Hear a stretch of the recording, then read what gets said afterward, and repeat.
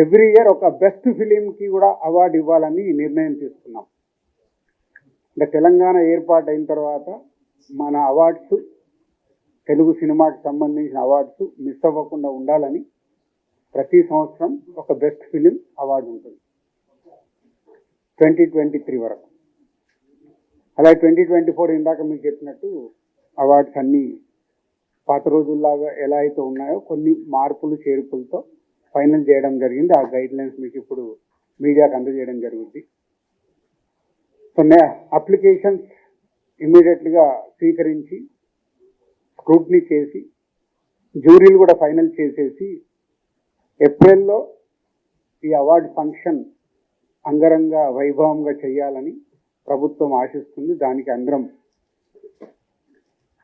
FDC తరఫున అలాగే film industry నుంచి చాలామందిని ఇక్కడ మేము జ్యూరీ లాగా తీసుకొని చేసి అవార్డ్స్ అనేటివి నెక్స్ట్ మంత్ బెస్ట్ ఈవెంట్ చేయాలని గవర్నమెంట్ ఆశిస్తుంది. దానికి మేము కంప్లీట్ చేయాలని ఈ రోజు నుంచి కంకణం కట్టుకున్నాం. ఇది మెయిన్ ఎజెండా. ఇవన్నీ మీకు ఇప్పుడు ఎఫ్డిసి నుంచి మొత్తం ఎలాంటి గైడ్ లైన్స్ ఉన్నాయి ఏంటి అనేది మీకు అన్ని ఇవ్వడం జరుగుతుంది. అలాగే 2014 నుంచి కొన్ని ఎఫ్డిసికి అప్పుడు బీఆర్ఎస్ గవర్నమెంట్ ఉన్నప్పుడు సైమా అవార్డ్స్ అని ఒకటి వాళ్ళు డిస్కషన్ జరిగినప్పుడు కొంతమంది ఎఫ్డిసికి అవార్డు దానికోసము సిమ్మా అవార్డ్స్ అనుకున్నప్పుడు దానికి కొంతమంది ఎఫ్డిసికి అవార్డ్స్ కోసము అప్లికేషన్తో పాటు సమ్ అమౌంట్స్ పే చేశారంట. అలాంటివన్నీ 2024 కంటే ముందు ఏవైతే అలాంటివి ఏమైనా పే చేసినవి ఉంటే ఎఫ్డిసి నుంచి వాళ్ళకి అవి తిరిగి ఇవ్వడం జరుగుతుంది.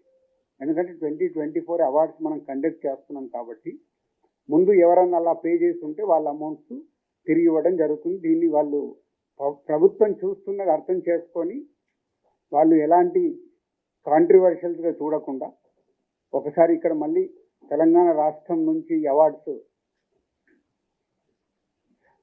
వస్తున్నాయి కాబట్టి అందరు పాజిటివ్గా ఉండి ఈ ఈవెంట్ని విజయం చేస్తే ప్రతి సంవత్సరం మనం సినిమా పండుగ హైదరాబాద్లో అద్భుతంగా జరుగుతుంది. That's it. Thank you.